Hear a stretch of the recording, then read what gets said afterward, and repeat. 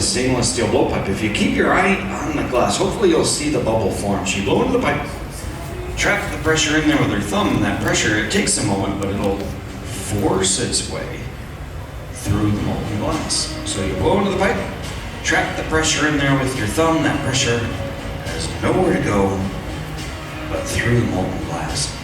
And that is all clear glass. Our furnaces up here are running 2100 degrees Fahrenheit, so they're quite hot. That's why all the clear glass glows bright orange.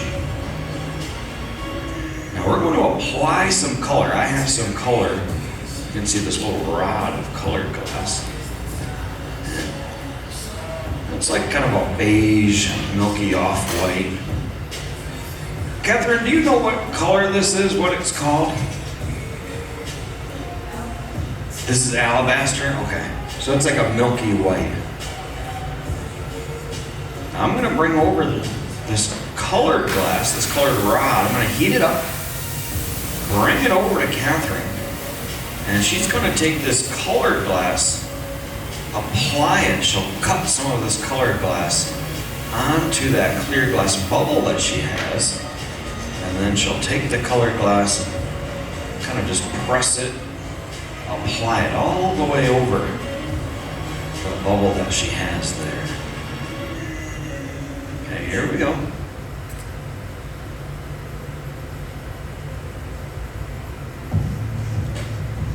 So she cuts off the amount that she wants.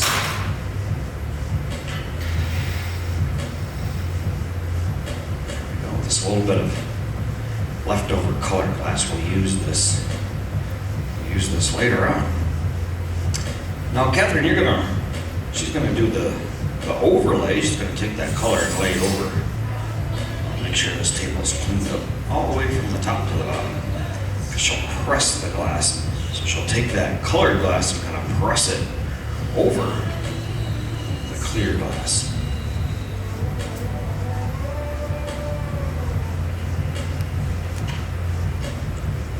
We'll just set this back up here. I wonder, I can turn this on. This is a neat little roller. I'm going to turn it on for a moment. So we put the color back into a little kiln called the garage. And the garage, I don't know why they call it that. Maybe just because you kind of park your piece in there. But it's called the garage. And it's only 1,000 degrees in there. And at 1,000 degrees, the glass won't bend or change shape. So we keep it at 1,000 degrees just to kind of keep it on hold. We can bring it from 1,000 degrees to 2,000 degrees with no problem, but we can't take glass that's, room temperature and put it into the 2,000 degree furnace. It'll blow up everywhere.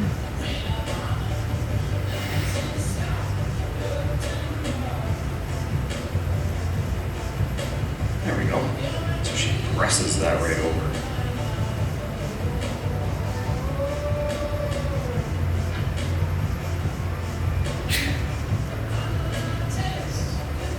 Now the amount of glass that she has right now, the amount of material, it only make like a small little wine goblet top, and make a little juice glass, and make a nice little Christmas ornament.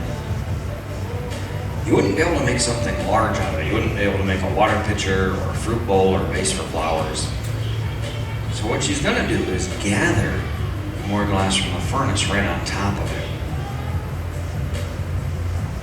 Catherine, are you gonna do one gather or two gathers? One gather, okay. One gather, you'll build up size by building up these layers that we call gathers. So you return to the furnace, gather the glass. If she wanted to, she could let this cool down, come back to the furnace, gather even more glass. But this will make a nice size piece. And she'll take a cherry wood block. Believe it or not, that is just a piece of wood. Saw that one burning right away. A piece of cherry wood. Shape that glass.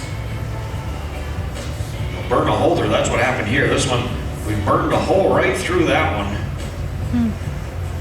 I think when she put it into the block there, you saw it kind of grab onto it. Now this is cherry wood. And so what'll happen is, even though it has a hole in it, we'll let it dry out. And then Carl, he's got a smoker and he likes to fish, so he'll smoke some fish with this cherry wood block later in the year. So it'll get used again, but not for glass blowing. We'll probably use it a couple more times before Carl takes it.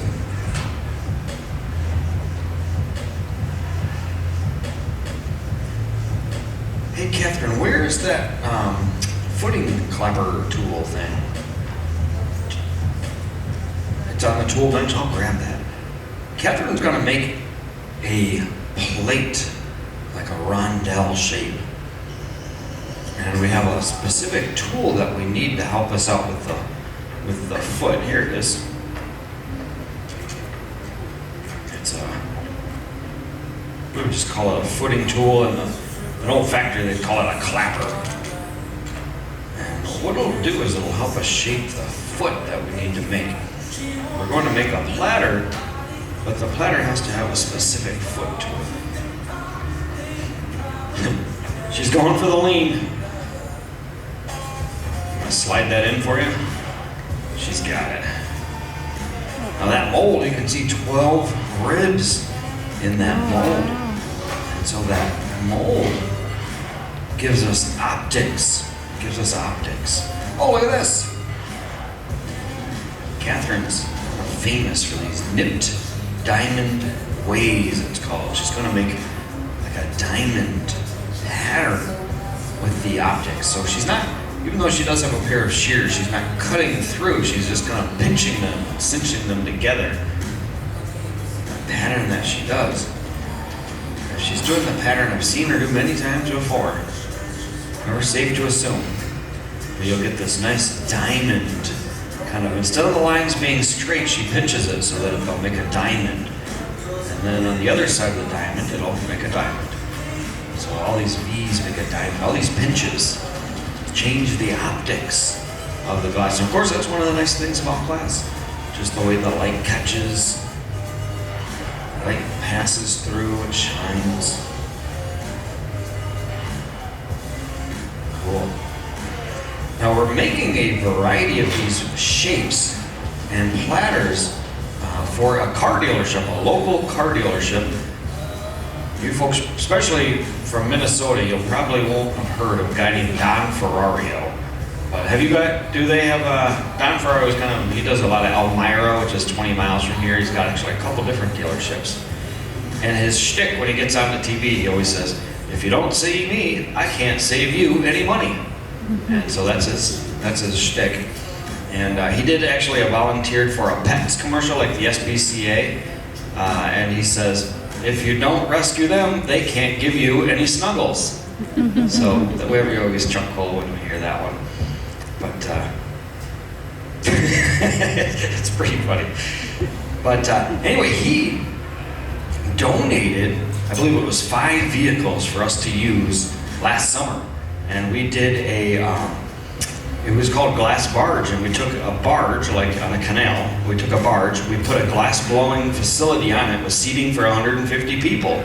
And then we took it the entire length of the Erie Canal. We actually started in Brooklyn, we brought it up the Hudson, and we went from Albany, New York to Buffalo, New York on the Erie Canal before coming down Lake Seneca to Watkins Glen, which is 20 miles from here. So it was a journey, a pilgrimage that took us all summer long. Catherine was part of that team as well.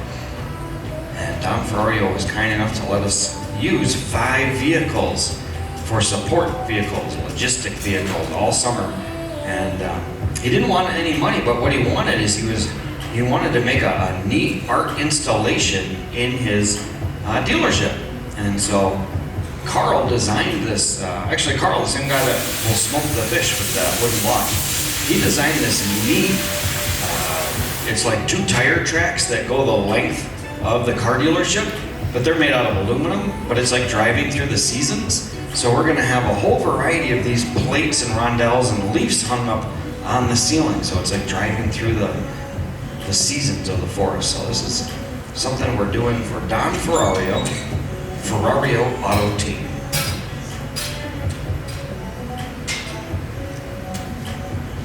Oh, they're making a getaway. Oh, you've got a 3 o'clock. You know, it's easier to go down and around. So what you want to do is if you've got an appointment at the studio, oh man, you better hustle. You better hustle. Yeah, well, it's 257. Okay, so go this way, and then you'll swoop to the right, and you'll come out those doors right there. And then just go straight across the parking lot and up the ramp to the right. All right, have fun.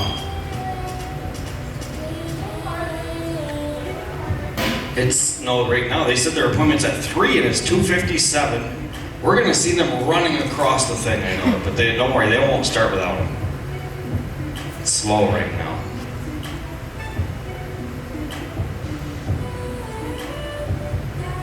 All right, so now the way that these get hung onto the ceiling is there's a custom-made armature that grabs onto the foot, but it has to be the right size, and that's where that foot